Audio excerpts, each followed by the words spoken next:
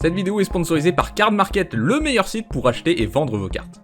Déjà, qu'est-ce que j'appelle une carte qui cache la forêt? En fait, c'est des cartes qui ont un effet qui est vraiment bien, et plusieurs autres effets qui sont anecdotiques. Et le problème de ces cartes, c'est que certaines personnes vont les voir et se concentrer sur les effets anecdotiques et se dire que ça fait partie de l'importance de la carte. Un bon exemple, c'est le Planeswalker Garruk, chasseur primordial. Il a un +1 qui crée des jetons, un -6 qui crée des jetons, et un -3 qui vous fait piocher autant de cartes que la force la plus élevée parmi vos créatures.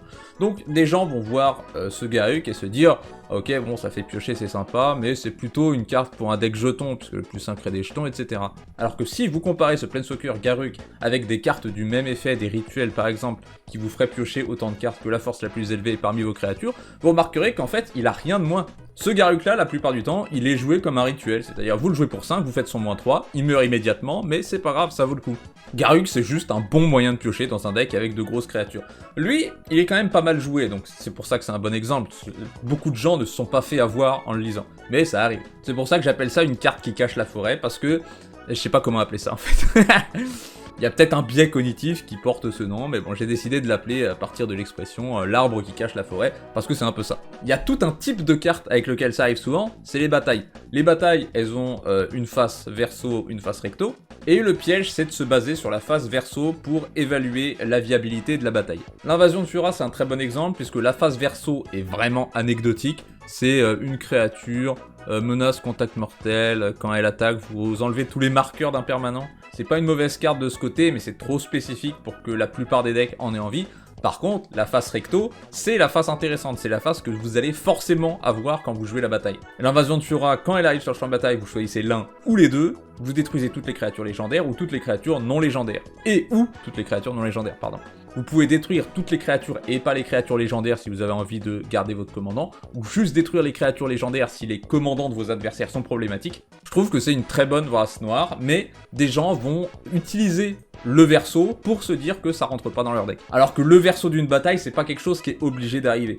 Et il faut pas non plus avoir l'effet inverse, se dire que parce que le verso d'une bataille est bien, vous allez le jouer dans votre deck. Vous allez pas forcément retourner votre bataille. Le recto est largement plus important. L'effet arrive globalement très souvent pour les cartes recto-verso. Par exemple, la lame de prélèvement, pour 2 mana, c'est un artefact. Quand il arrive, chaque adversaire sacrifie une créature. C'est quand même sympa pour 2 mana. Et vous pouvez le façonner pour 5 mana, vous allez jamais faire ça de votre vie, franchement, on s'en fout de ça. Alors pour 5 mana, tu peux transformer ça en artefact. Au début de votre entretien, chaque adversaire perd 1 point de vie et vous gagnez 1 point de vie. Ah, c'est nul. C'est nul pour 5 mana. Mais peut-être qu'une partie sur 100, ça va être utile. De toute façon, la carte est bien d'elle-même. Juste un permanent, comme ça, qui fait sacrifier une créature à chaque adversaire pour 2 mana. Si vous jouez un deck artefact qui contient du noir, ça va être une bonne carte dedans. C'est vraiment un type de carte qui est très très fort en début de partie. Quand tout le monde joue sa première créature et que vous jouez ça pour toutes les détruire d'un coup, c'est méga fort. C'est un effet qu'on voit très souvent sur des créatures, mais il me semble que c'est le seul artefact qui fait ça. Mais il faut quand même avoir une synergie artefact ou une synergie avec les permanents si on joue cette carte. Tour et détour, c'est également une carte double face d'Ixalan, mais cette fois, c'est pas parce qu'elle est double face qu'elle est boudée. Si une créature que vous contrôlez devrait explorer, à la place vous appliquez regard 1, puis cette créature explore. Et quand tour et détour arrive sur le champ de bataille, une créature ciblée que vous contrôlez explore. Enfin, quand un terrain arrive sur le champ de bataille sous votre contrôle, si vous contrôlez au moins 7 terrains, vous transformez les tours et détours. Et de l'autre côté, c'est un terrain qui s'engage pour du vert, et pour 4 mana, ça vous fait du carte d'avantage. En voyant cette carte, on se dit, je vais pas la mettre dans mon deck, mon commandant explore pas. Mais c'est pas spécialement important la première ligne sur l'exploration, sur l'amélioration de la mécanique exploration. C'est quand même pas commun comme mécanique. Là où c'est utile, c'est que ça améliore juste le deuxième effet, enfin l'arrivée en jeu de tour et détour. Ça fait que quand il arrive, vous faites regard 1, puis vous explorez sur une créature. Souvent, ça va vous mettre un terrain en main. Quand pour 1 mana, vous récupérez un terrain, c'est plutôt un bon deal. Ensuite, vous pouvez mettre un marqueur +1/+1 aussi. Le regard 1 peut vous donner des infos, etc. Donc c'est pas un mauvais effet pour 1 mana. Et ensuite, pouvoir transformer ça en terrain quand votre 7ème terrain arrive, c'est vachement bien. Ça fait que c'est un enchantement qui vous fait rampe pour juste 1 mana. Ça peut vous mettre un terrain en main et vous faire arriver un terrain sur le champ de bataille. Par contre, vous pourriez me dire, oui, ça fait rampe que quand on a 7 terrains, c'est peut-être un peu tard. Je pense qu'il est jamais trop tard pour rampe. C'est une carte qui m'a souvent surprise, je la joue, et c'est bien. Même la petite capacité du terrain de l'autre côté, c'est pas mauvais du tout, ça vous met une créature en main pour 4 mana en l'engageant. quand on a trop de mana ou qu'on peut dégager ses terrains à chaque tour, là ça fait vraiment plaisir. Une autre carte de rente très sympa, et je vous en ai déjà parlé plusieurs fois, c'est la Tortue Florissante. 3-3 pour 4, quand elle arrive sur le champ de bataille ou qu'elle attaque, vous mettez les 3 cartes, vous renvoyez sur le champ de bataille, engagez une carte de terrain depuis votre cimetière, et ça a 2 lignes de texte dont on se fiche sur les créatures terrain, les capacités activées des terrains. Franchement, on s'en fout un peu, mais parfois ça peut être utile que votre terrain des charognards puisse se sacrifier pour 1 mana au lieu de 2, que votre dispensaire de l'envoûteuse puisse s'engager que pour 1 mana, ou votre passage des malandrins pour 3 mana. Bref, non, le vrai truc intéressant de cette carte, c'est cette première capacité qui vous fait rampe à chaque tour, chaque fois qu'il attaque, qui vous fait meuler. Pour les decks meule, c'est incroyable. Pour n'importe quel deck, c'est incroyable. C'est juste une super bonne créature, la Tortue Florissante, mais je vous l'ai déjà dit plusieurs fois. On peut partir sur de la rampe incolore maintenant avec l'épée d'âtre et de foyer. Pour 3 mana, équipement 2, la créature équipée a +2/+2 protection contre le vert et le blanc. Quand la créature équipée inflige des blessures de combat à un joueur, vous pouvez blink une de votre créatures et chercher dans votre bibliothèque un terrain de base que vous mettez sur le champ de bataille. Tout comme vous, je me disais, cette carte c'est une carte pour les decks blink. Et puis, on se rend compte que ça coûte qu'un mana de plus que l'épée de l'animiste, tout en étant plus agressif, puisque ça donne +2/+2 et protection contre le vert et le blanc, donc vous allez généralement pouvoir passer chez un adversaire. Le vert et blanc, c'est des couleurs très créatureuses. On peut ignorer toute la partie sur le fait d'exiler une créature et de la renvoyer sur le champ de bataille. Juste, voilà, +2/+2, protection contre le vert et le blanc. Quand vous tapez, vous allez chercher un terrain de base, vous le mettez en jeu, même pas engagé. Ce qui fait que c'est parfois mieux qu'une épée de l'animiste, et même si vous mettez ça dans n'importe quel deck, dans les mêmes decks qu'épée de l'animiste, et de temps en temps, vous allez avoir une créature sur le champ de bataille qui a un effet d'arrivée en jeu, et vous allez dire, oh bon, écoutez, c'était pas un deck blink, mais il se trouve que je vais blink ma créature. Vous pouvez également blink une créature pour la dégager, hein, s'il y a 2 attaquants, vous blinkez l'autre à la fin du combat. Ça la dégage, ça lui donne une pseudo-vigilance. Également, puisqu'il y a toujours quelqu'un pour me pointer les effets ultra corner dans les commentaires, alors je vais le faire pour vous, rassurez-vous.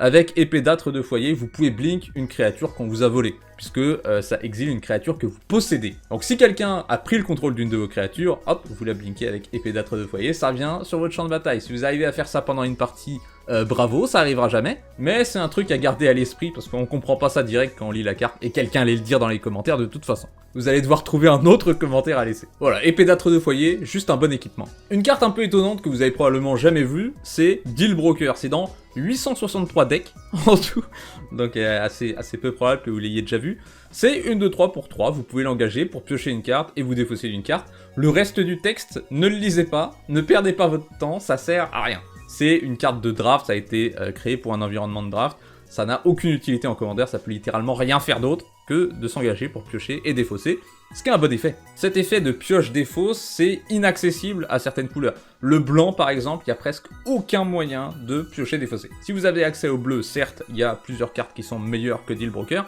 mais sinon c'est plutôt rare. Et donc si vous jouez un deck d'une de ces autres couleurs qui a besoin de remplir son cimetière, qui a besoin de trier sa main, alors Deal Broker pourrait vous intéresser. Je pense que Mazzalantli est en général mieux, mais là c'est une créature, donc certains decks en auront plus besoin que Mazzalantli. Mazzalantli qui d'ailleurs pourrait avoir sa place dans cette vidéo parce qu'on se fiche un peu de la face cachée. Deal Broker a également la qualité d'être un artefact pour les stratégies qui utilisent des artefacts, donc parfois même en bleu on voudra le jouer pour avoir un artefact à la place d'une créature qui a ce même effet. Voilà, il faut juste pas s'arrêter au truc de draft, au texte de draft et se dire ah ouais en fait c'est un jouable en commander, c'est une carte spécifiquement designée pour le draft. Bah non, c'est une créature, t'enlèves 90% de son texte, elle est toujours bien. Une carte dans le même genre avec beaucoup de texte qui sert à rien, c'est Linvala, bouclier de Porte des Mers. 3-3 vol pour 3. Au début du combat, non, ça, la première ligne de texte, on s'en fout. Le gros paragraphe, on s'en fout. Vous pouvez sacrifier Linvala, vous choisissez défense talismanique ou indestructible, et les créatures que vous contrôlez acquièrent cette capacité jusqu'à la fin du tour. J'aime vraiment beaucoup Linvala comme créature, puisque cet effet de pouvoir donner indestructible ou hexproof à vos créatures, c'est généralement un effet que vous allez prendre sur un éphémère pour contrer un sort adverse, mais moi je préfère avoir ça sur une créature que je joue immédiatement, et ensuite je peux juste taper, je peux engager tous mes terrains, ne pas garder de mana dégagé, et j'ai cette créature que je peux sacrifier à tout moment. Et si aucun joueur n'essaie de détruire mon board, de cibler des trucs, alors j'ai juste je garde ma 3-3 vol et je peux attaquer les gens avec. Alors que si tu gardes 2 mana dégagés pour lancer un sort de protection et qu'il n'y a rien qui t'arrive dessus, bah, t'as un peu gâché de mana. Donc Linvala vraiment cool, assez unique cet effet, il n'y a pas grand chose. Il n'y a même aucune créature qui va juste donner défense talismanique à tout votre board ou indestructible à tout votre board. Il y a Selfless Spirit qui est comparable à ça, mais il donne que indestructible. Et là vous allez me dire, oui mais il faut choisir entre hexproof et indestructible, ça donne pas les deux. Ouais mais dans combien de cas vous voudrez à la fois hexproof et indestructible sur tout votre board? Il n'y a que un seul des deux à la fois qui est utile. Linvala, c'est une créature que je joue très souvent et c'est toujours hyper agréable d'avoir ça sur le board et d'être protégé contre à peu près n'importe quoi. Alors la dernière fois, j'avais parlé assez rapidement de la Fosse de l'Engeance. Pour 2 mana, c'est un artefact, vous pouvez sacrifier une créature pour lui mettre un marqueur charge. Et pour 1 mana, vous pouvez retirer 2 marqueurs charge pour faire une 2-2 créature artefact. Je voudrais préciser qu'avec cette carte, on se fiche totalement de faire des 2-2. Alors oui, sacrifier 2 créatures pour avoir 2 marqueurs, puis payer 1 pour avoir une 2-2, ça vaut pas tellement le coup. Mais considérez que sur cette carte, il y a juste écrit « Sacrifier une créature 2 points », parce que c'est tout ce qu'on veut. Juste, on veut un moteur à sacrifice infini pour 2 mana, ce qui n'existe pas vraiment. Je pense que c'est la 4ème meilleure option en moteur à sacrifice incolore, et en général, dans un deck, vous voudrez plus de 3 moteurs à sacrifice incolore. Donc, la Fosse de l'Engeance, c'est une carte à considérer. Ce sera pas aussi bien que de créer du mana avec Hôtel Phyrexian, bien sûr, mais ça permet quand même de faire des combos, Fosse de l'Engeance. N'importe quoi qui vous permet de sacrifier à l'infini vos créatures sans aucun coût, c'est une machine à combo. Et parfois, vous allez dépenser un mana pour faire des 2-2 que vous pourrez ensuite sacrifier. Ça fait partie d'ailleurs de certains combos de faire les 2-2. Mais c'est accessoire à la carte, on s'en fiche, on veut juste un moteur à sacrifice. Une autre carte où c'est facile de passer à côté, c'est la Révolte Éthérique. C'est un enchantement pour 4 mana. Tant qu'un permanent que vous contrôliez a quitté le champ de bataille ce tour-ci, si une source que vous contrôlez devait infliger des blessures non combat à un adversaire ou un permanent qu'un adversaire contrôle, elle inflige autant de blessures, plus 2 à la place. Et il y a une ligne de texte sur les marqueurs énergie qu'on peut à peu près oublier. C'est sûr, vous utiliserez mieux la carte si vous jouez un deck énergie, mais un deck énergie a pas forcément de facilité à faire quitter des permanents de son champ de bataille. Donc c'est plus une bonne carte dans un deck sacrifice qui va ping, par exemple, ça va très bien de pair avec un bombardement des gobelins. Si c'est votre genre de win condition, alors la Révolte Éthérique c'est vraiment très fort. Ou alors en sacrifiant des trésors avec un diable du carnage, voilà, il y a plusieurs stratégies qui utilisent vraiment bien la Révolte Éthérique. Il faut pas se baser sur ce petit symbole énergie pour se dire que ça rentre pas dans votre deck. Après, ça reste ultra spécifique comme carte, mais ce que j'essaie de dire, c'est que ça rentre dans plus de decks que ce qu'on pense. Pareil pour les Portes de Durin, c'est un artefact pour 5 mana. Quand vous attaquez, regardez, puis vous pouvez révéler la carte du dessus de votre bibliothèque. Si c'est une carte de créature, vous la mettez sur le champ de bataille, engagée et attaquante. Et jusqu'à votre prochain tour, elle acquiert le piétinement si vous contrôlez un nain, et la défense talismanique si vous contrôlez un elfe. C'est cette partie-là qui est pas très intéressante. Si vous jouez un deck avec pas mal de créatures, vous pourrez en avoir une gratuite à chaque tour, à chaque fois que vous attaquez. Et si vous avez un nain ou un elfe, et bah tant mieux pour vous, mais on s'en fiche sur cette carte.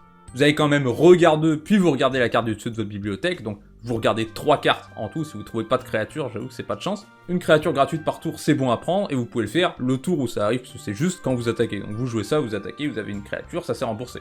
Donc ça c'est une carte qui a l'air tribal, mais pas vraiment, d'ailleurs ça existe pas un tribal elfe et nain. Dans le même genre, une carte qui a l'air tribal mais qui l'est pas, c'est Invitation de mariage, un artefact pour 2. Quand elle arrive, vous piochez une carte, et vous pouvez le sacrifier pour qu'une créature ciblée ne puisse pas être bloquée ce tour-ci. Et si c'est un vampire, elle acquiert aussi le lien de vie jusqu'à la fin du tour. Je pense que même s'il n'y avait pas cette ligne sur les vampires, ce serait pas une carte très jouée, puisque ça a pas l'air génial, mais ça aide pas qu'il y ait le mot vampire sur cette carte. Juste, c'est un artefact qui coûte 2, il se rembourse puisqu'il vous fait piocher une carte, et il rend une créature imbloquable gratuitement. Pas forcément une créature que vous contrôlez d'ailleurs, ça m'est arrivé de faire de la politique avec cette carte, pour rendre une créature d'un adversaire imbloquable. Et c'est tout, c'est une carte où il n'y a pas trop de risque à la mettre dans votre deck, parce que ça coûte pas beaucoup de mana, ça vous fait récupérer une carte, et c'est un effet qui est forcément intéressant. Vous aurez toujours, à un moment de la partie, besoin de rendre une de vos créatures imbloquable. Donc, Invitation de mariage, c'est peut-être pas une dinguerie cette carte, mais c'est une carte que vous pouvez mettre dans n'importe quel deck, c'est tout. Et même si vous n'avez pas de vampire. Un autre moyen de rendre vos créatures imbloquables, c'est Clé de la ville. Vous pouvez l'engager pour vous défausser d'une carte et rendre une créature imbloquable. Et à chaque fois que la clé de la ville devient dégagée, vous pouvez payer 2 mana. Si vous faites ainsi, piocher une carte. Je pense que c'est cette deuxième capacité qui est l'arbre de cette carte, l'arbre qui cache la forêt, puisque on s'en fout. Vous n'allez pas vraiment payer 2 à chaque fois que la clé de la ville se dégage pour piocher. C'est un peu désespéré. Parfois vous allez le faire. Hein, ça reste un bon deal de piocher une carte pour 2 mana. Pas un très bon deal, mais si vous le faites, c'est que vous n'êtes pas très bien dans la partie, mais c'est bien d'avoir ça sur la carte. Mais ce qui est surtout bien, c'est de pouvoir se défausser pour rendre une créature imbloquable. Il y a plein de decks qui ont besoin de se défausser, et comme je l'ai dit avant, rendre une créature imbloquable, c'est toujours un effet dont on a besoin. Une fois de plus, vous pouvez cibler les créatures de vos adversaires d'ailleurs. Clé de la ville, je joue ça vraiment très régulièrement comme carte, dans pas mal de decks qui font beaucoup de cartes d'avantage et donc ça dérange pas de se défausser, ou évidemment dans les decks qui ont besoin de remplir leur cimetière, d'avoir des cartes spécifiques au cimetière, des decks réanimators, des decks rouges, recyclage, voilà. Pouvoir rendre une créature imbloquable gratuitement, c'est-à-dire sans payer de mana, c'est vraiment très dur à faire. Tout ça sur un artefact qui coûte que 2, franchement c'est une très bonne carte Clé de la ville. Enfin la dernière carte, Aventurière du tombeau des horreurs, créature pour 6 mana qui vous fait prendre l'initiative quand elle arrive, donc ça vous fait entrer dans ce donjon, et ça fonctionne un peu comme le monarque après, alors ça commence à être vieux comme mécanique. Mais c'est très rigolo l'initiative, essayez, c'est plus rigolo que le monarque. D'ailleurs, il faudrait un youtubeur qui s'appelle l'initiative. Et le reste du texte de cette carte, chaque fois que vous lancez votre deuxième sort à chaque tour, copiez-le. Si vous avez terminé un donjon, vous le copiez 2 fois à la place. Donc on pourrait se dire que la carte est bien si on finit le donjon, mais c'est juste bien de copier son deuxième sort à chaque tour. Donc cette carte là aussi, j'en avais déjà parlé, il y a Storm of Saruman qui fait à peu près la même chose, qui copie votre deuxième sort à chaque tour. Pour 6 mana aussi. Donc là, en plus, vous avez une créature qui vous fait prendre l'initiative, c'est plutôt fort dans les deck Blink. Et si en plus vous arrivez à terminer le donjon, là vous le copiez 2 fois, c'est broken, mais il n'y a pas besoin de ça. Juste copier le deuxième sort une fois, c'est suffisant. Voilà, c'est tout pour cette vidéo. Dites-moi si vous aviez un meilleur nom que les cartes qui cachent la forêt, parce que je me suis vraiment cassé la tête avec le titre. Je suis sûr que je pouvais trouver mieux, mais je sais pas quoi. En tout cas, merci aux membres qui soutiennent la chaîne. Merci infiniment, vous êtes de plus en plus nombreux, et ça me soutient beaucoup. Alors songez à devenir membre si vous voulez avoir accès à plein de nouvelles vidéos. Si vous voulez que j'améliore ou que je vous crée un deck, c'est également possible. Rejoignez le Discord qui est dans la description si vous voulez parler de Magic ou jouer à Magic en ligne. Abonnez-vous et je vous dis à bientôt. A plus.